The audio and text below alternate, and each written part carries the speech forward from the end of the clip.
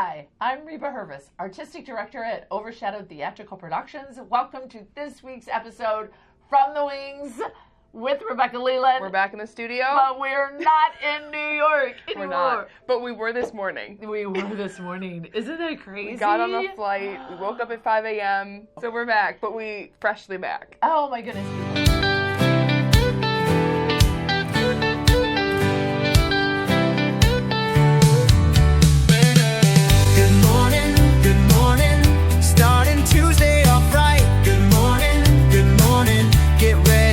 Take flight. Good morning, talking about the earth things. Good morning, it's me and me from the wings.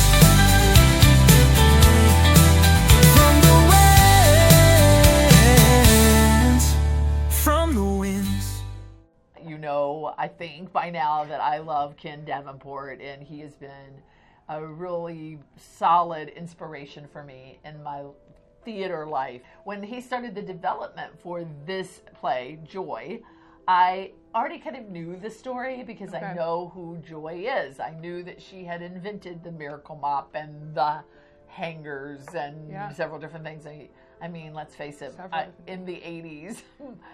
We're watching QVC, baby. We're watching the story, and I love the idea of a woman who is down and out and things are not going well for her, and somehow or another she has the creativity, the spark, the genius, the fortitude to make it work. So I do kind of connect with her determination, and which is why one of the reasons I love the story. Flash forward, I saw some idea, like his marketing. He's like, you only have 15 more chances to see Joy. You only have 10 more chances. Must close. And I was like, not really, right? If it's successful, it'll hold over like all Broadway shows do, right? So I wrote him a message and I said, Ken, is this really true? Because I don't think I can get there. And he goes, nope, we have to get out of the building. You must come or you will not see it. And I called Rebecca and I said, there is one day I can go. Yes. We can spend 24 hours. We will leave Monday morning and we will come back Tuesday morning. What do you think? And she goes, party! Let's do it! I love how you're like, what do you think? Like, is this crazy? Like, let me try to fit it in because the day we get back, the next day I'm leaving out of town. Dare I say out of the country. And so I'm stupid to do this, but I want to not miss this. First of all, I splurged, people. One of the brilliant things he did with marketing is for every show, reserved 6 seats that are called VIP seats, and they're reserved on the second row. So good. And when you buy the package, they say you get exclusive merchandise. You get, which is not this, we had to buy this, but it's interesting because we kind of asked, okay, so like how, because the goal is to go on to be in Broadway, because this was off Broadway, even though it was like, one block down, it didn't hit the criteria of at least 500 seats, which is on Broadway. And we were like, so like, what does it take to be on Broadway? And she gave us like such cool insider information, which we'll talk about in another episode. So you'll have to wait. You'll have to take a moment right now and subscribe. But the package, like, it was so, I would say, worth it. Like, just to have that full experience, they did it well. I mean, I did see a couple of people walking by and looking in the lounge like, who are those important people? I would say, like, the quality of the show is so good. And it's definitely you can see it wants to be Broadway. And I think that was, like, my one thing. I was like, the stage is too small for this. Like, the amount of people dancing and the amount of energy and the quality, there is a different stage type for different shows. And I think some shows you can do in a black box theater because it's meant for that. But this one I was like, oh, I think this is meant for Broadway. It definitely has a theme that runs through it, that when she's like, I'm going to have to save my family myself, that she has a whole bunch of different women that come out and you can see one is a baby and one is hurried to work and one was different things. And it's like, hey, women have to bear a lot of responsibilities and it makes us not have time to be the kind of mothers and wives that we want to do. So how do we fix that? And I think if that message came across, they pull that string more stronger, it would have a more broad appeal to everybody. And especially if they had a signature song that maybe all the women kind of sang and had a part where it's like, this is what I need, this is what I want, these are my desires for my life, my future, and I need help. And Betsy Wolf's facials and comedic So timing, good. like, Yeah. so good. So, like, where there was this, like, comedic and, like, funny and, like, really well done, there was this, like, heartfelt, and her crying face, I cried twice. And it Did was you? because of her crying face. I can't do it. If I see someone else crying, I, like, want to cry. And she did it so well. And I'm like, this woman has done the show how many times? Like, she was in it. She was, like, captured this feeling of this mom. And even, like, her tumultuous relationship with her mom, her desire for her daughter, her relationship with her ex, like, with her dad. And I was just like, So she wow. had a dysfunctional family, just like Kimberly Akimbo does. Right. And But, I mean, I feel like I want to give you so many spoilers. I liked the story so much. Ken Davenport, kudos to you. It is a great book. I loved the story. I don't know that we usually rate the book by itself, but it was a great story. So I loved good. it. So good. Very, like, together type package, unexpected parts. Yep. Like, humor. yes. And then we found out through our concierge that both the score and the lyrics were written by the same woman. And Anna Marie Milazzo, she got to do her own music. And she had worked with Ken Davenport on another show. I think that, did they say Beautiful Noise? But this is the first one that she's gotten to write it. Yes. And it was so cool even here, even as the show is going on and it's been performed and now it's being performed again, she's even adding songs and changing out songs and writing new songs. And I was like, wow, like I almost felt that though, because the songs were great.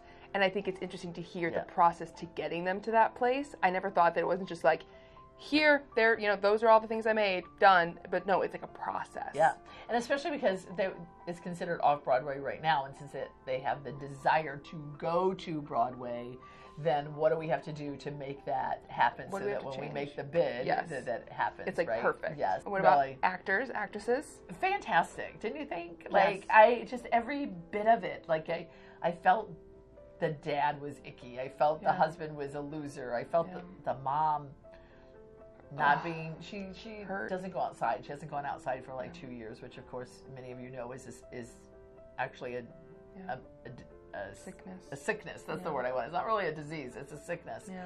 And the struggle that Joy has with trying to balance all of that and wanting some help with her mom that just thinks the answer to everything is feeding her and give up. And then to find out why she's so mean to her and why she tells her all the time, just give up your dream.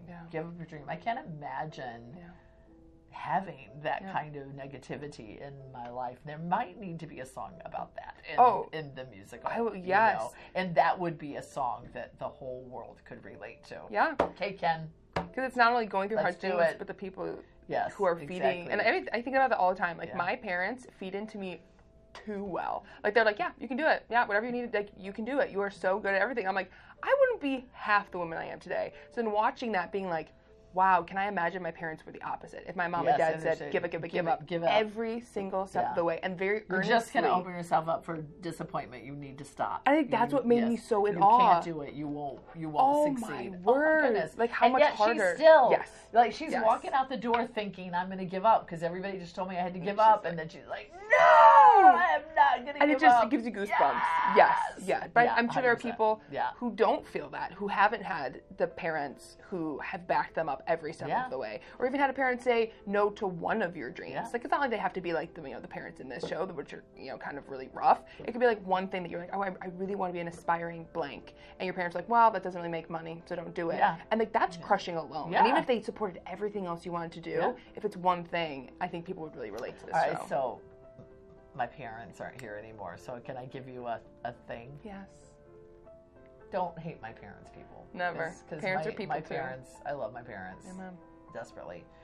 But I remember very plainly my dad telling me to give up my speech dream, and that when I grew up, I would learn better.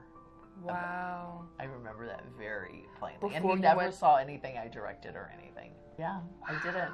So this definitely hit you. I mean, they weren't mean about it like her parents were. But even there's them being like, you can't do it. My parents being like, do whatever you need to do. And then we have and then somewhere in the middle. And and those are the two people in your life that you really want to support you, right? Like, this is because you respect them too. Like, that's part of being a child. And I'm going to give you a further thing, which is really kind of strange. That is, when I was younger, I had a speech problem, and I had to go to speech therapy, and I was too young, I don't remember it. But along my whole life, once a year, my parents would record me doing a poem or telling a story or doing something because they wanted to document how my speech improved all the way up to when I was in college and I gave a speech recital and I did a whole hour of what was going on, right? I feel like without them knowing that poured into me because they were always making me do something creative, right? Wow. Read this story, how did you do that? Let's be more creative, whatever. They fostered the speech in you. Yes, I really 100%. So you grow up being like, wow, speech is really important. And it's actually, wow, look how different I am. And look how it shaped me. And Yes. look how I can overcome. And they're like, so don't do that. Yeah, don't listen to us with that. So, but little did they know. And that goes into the whole, this God molds you and he puts different things into your life to help you get to the desires of your heart that he has placed in them in the first place. And at right? the end of the day, So, too, yeah. the advice that those people gave you was out of fear, being like, hey, what if you never get married? Spoiler alert, she got married to Chuck, right? Who is the whole reason that I can play in the theater and be able to do it's because what I God want to put do. those desires on your heart, and God's like, no, I got you. Like, don't be feared. Do not fear. Right. Wow. So there's all these moments in you're the like, musical that I was like, I can really relate to her. I really can. So it honestly made me feel like I won $1 million. You looked like you won $1 million. It was so great. I don't know what I'm going to do with the mop, honestly, but so I wanted that mop.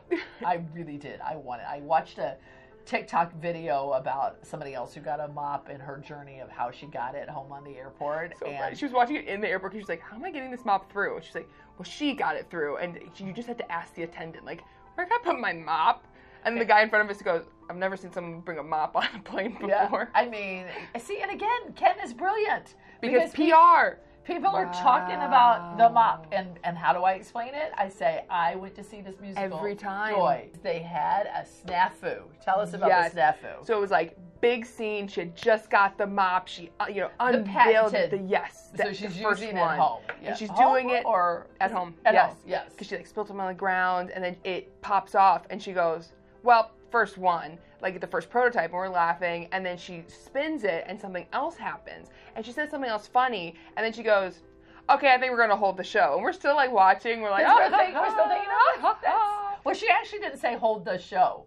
She said, I think we're going to have to hold. Okay, yes. And I was like, wait, does that make sense? and then I'm thinking, well, okay, we're going to have to hold this and do something else for the mop. And but then the audience caught on. She said it again the second time. And then we're all like, oh my gosh. And so they are laughing. The audience is clapping. They go off stage. They get a good mop. It's not broken. She comes back on. We cheer.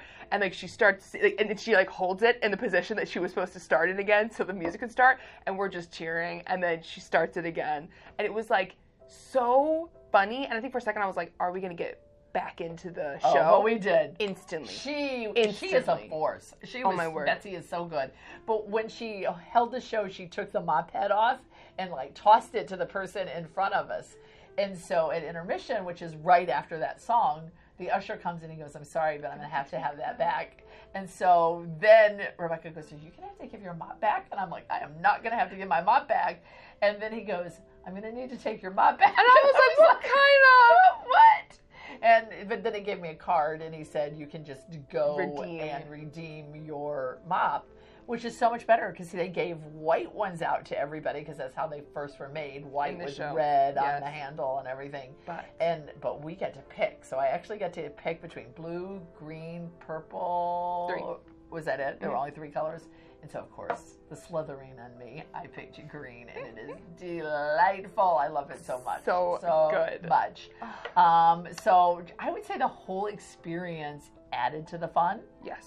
And the whole production was, people, you have to go see this show when it comes around somewhere. You just have to. It was so good that she stage doored. And we have yet to have a successful stage door until... Yes. Joy the Musical. We had a successful stage door. She was delightful to us. Taking a selfie with everyone. She would take the phone out and do it. She'd talk about well, because of Rebecca said something about the light, and so then we heard her repeat it, the lighting. It was so good. But she did it for everybody. It wasn't like she felt rushed, and she was kind. Yeah. And then we walked away, and we actually saw her father. Yeah, and we met chatted with him. him. He was chatted like, with him. you're like, he's like, I want a mop. She goes, I know, I'm going to try to get you a mop, Dad. But he had gone to see the show multiple times. I'm really not a fangirl. I'm not that kind of person normally. Right. And that's why I think I don't stage door, because I didn't need that. It's like, it's just, she's a person just like I'm a person. And, you know, she just has a different life, right? But I think for me, the experience was so good that I wanted their signatures because of the experience. It wasn't that Betsy's signature means so much to me. It's just that it kind of completed the package. Yeah. You're going to give it an 8. I'm going to give it a 7.5. Remember that we go behind the curtain so that you can see what's worth the spotlight. Until next time, this is just me. And me. Talking to you From the wings. Because everybody just told me I had to give up, and then she's like, no, I'm not going to give up. And it just gives you goosebumps. Yes. And that Champion inspiration for after her. inspiration. Yes.